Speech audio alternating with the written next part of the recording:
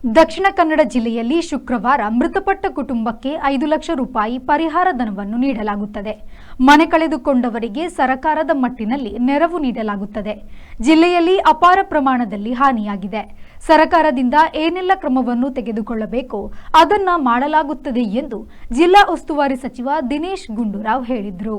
ಅವರು ಮಂಜನಾಡಿ, ಮೊಂಟೆಪದವು, ಬೆಳ್ಮ ಭಾಗಗಳಿಗೆ ಭೇಟಿ ನೀಡಿದ ಸಂದರ್ಭ ಮಾಧ್ಯಮದವರ ಜೊತೆಗೆ ಮಾತನಾಡಿದರು. ಜಿಲ್ಲೆಯಲ್ಲಿ ಮಳೆಯಿಂದಾಗಿ ನೂರಾರು ಮನೆಗಳು ಜಲಾವೃತಗೊಂಡಿದೆ. ಉಳ್ಳಾಲ ಭಾಗದಲ್ಲಿ 2 ಕುಟುಂಬಗಳಿಗೆ 4 ಸಾವುಗಳು ಸಂಭವಿಸಿದೆ. ಮನೆ ಕಳೆದುಕೊಂಡವರಿಗೆ ಪುನರ್ವಸತಿ ನೀಡುವ ನಿಟ್ಟಿನಲ್ಲಿ ಕ್ರಮವನ್ನು ಕೈಗೊಳ್ಳಲಾಗುತ್ತದೆ. ಮೇ ತಿಂಗಳಲ್ಲಿ ಇಂತಹ ಮಳೆಯು ಅನಿರೀಕ್ಷಿತ. ಮುಂದಿನ ಮುಂಜಾಗ್ರತಾ ಕ್ರಮದ ಭಾಗವಾಗಿ ಅಧಿಕಾರಿಗಳ ಸಭೆಯನ್ನು ಕರೆಯಲಾಗಿದ್ದು ಅಲ್ಲೂ ಚರ್ಚಿಸಿ ಮುಂದಿನ ಕ್ರಮವನ್ನು ಕೈಗೊಳ್ಳಲಾಗುತ್ತದೆ ಎಂದು ಹೇಳಿದರು. ಮನೆ ಒಂದು ಕಟ್ಟತಕ್ಕಂಥದ್ದಕ್ಕೂ ಕೂಡ ಅದಕ್ಕೇನು ಸರ್ಕಾರದಿಂದ ಪುನರ್ವಸತಿ ಮಾಡಿಸುವಂಥದ್ದು ಕೂಡ ಇದೆ.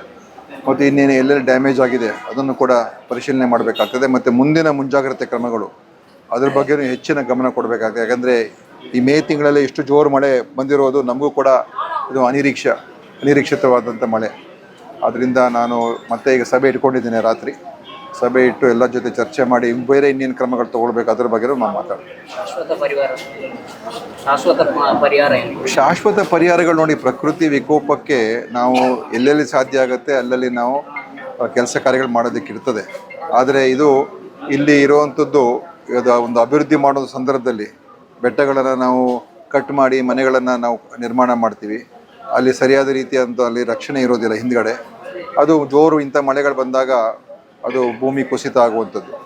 ಅದಕ್ಕೆ ಎಲ್ಲ ಕಡೆ ನಾವು ಈ ಗೋಡೆ ನಿರ್ಮಾಣ ಮಾಡೋದಕ್ಕಂತೂ ಸದ್ಯಕ್ಕೆ ಸಾಧ್ಯ ಆಗೋದಿಲ್ಲ. ಆದರೆ ಎಲ್ಲೆಲ್ಲಿ ನಾವು ಜನರಿಗೆ ವಾರ್ನಿಂಗನ್ನು ಕೊಟ್ಟು ಈ ಸಂದರ್ಭದಲ್ಲಿ ದಯವಿಟ್ಟು ಅಲ್ಲಿ ನಿಮ್ಮ ಮನೆಗಳಲ್ಲಿ ವಾಸ ಇರಬೇಡಿ, ಬೇರೆ ಕಡೆ ನೀವು ಸ್ಥಳಾಂತರ ಮಾಡ್ಕೊಳ್ಳಿ ಅಂತ ಅವರಿಗೆ ನಾವು ಒಂದು ಮನವರಿಕೆ ಮಾಡಿಕೊಡ್ತೀವಿ ಮತ್ತು ಎಚ್ಚರಿಕೆಯಿಂದ ಇರಬೇಕು. ಆ ಬಳಿಕ ಸಚಿವರು ಮೊಂಟೆಪದವು ಕೋಡಿ ಘಟನೆಯಲ್ಲಿ ಗಾಯಗೊಂಡವರನ್ನು ನಿಟ್ಟೆ ಕೆಎಸ್ ಹೆಗ್ಡೆ ಆಸ್ಪತ್ರೆಯಲ್ಲಿ ಆರೋಗ್ಯವನ್ನು ವಿಚಾರಿಸಿದರು.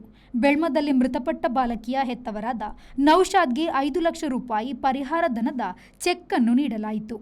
ಈ ಬಳಿಕ ಮಂಜನಾಡಿಯಲ್ಲಿ ಮೃತಪಟ್ಟ ಕುಟುಂಬಕ್ಕೆ ತಲಾ 5 ಲಕ್ಷ ರೂಪಾಯಿಯಂತೆ ಪರಿಹಾರ ಧನದ ಚೆಕ್ ಅನ್ನು ಸಚಿವರು ವಿತರಣೆ ಮಾಡಿದರು. ಈ ಸಂದರ್ಭ ಎಂಎಲ್ಸಿ ಐವನ್ ಡಿಸೋಜಾ, ಮಂಜುನಾಥ್ ಭಂಡಾರಿ ಸೇರಿದಂತೆ ನಾನಾ ಮುಖಂಡರು ಉಪಸ್ಥಿತರಿದ್ದರು. Bureau report, V4 news, Ullal. Every action has a multiple reactions in an industry. Safety is what comes first, and that is what we provide. Induscare Equipments, manufacturers and suppliers of industrial safety equipments. We provide safety equipments like gloves, masks, safety helmets, earplugs, safety belts, safety shoes, gum boots, safety goggles, industrial and medical coveralls, fire protection and arc flash suits, road safety equipments, and all industrial fire and safety accessories. Your safety is our priority. Induscare Equipments, KVSS Bank Building, Koolur, Mangaluru. Call 0824 2458 754.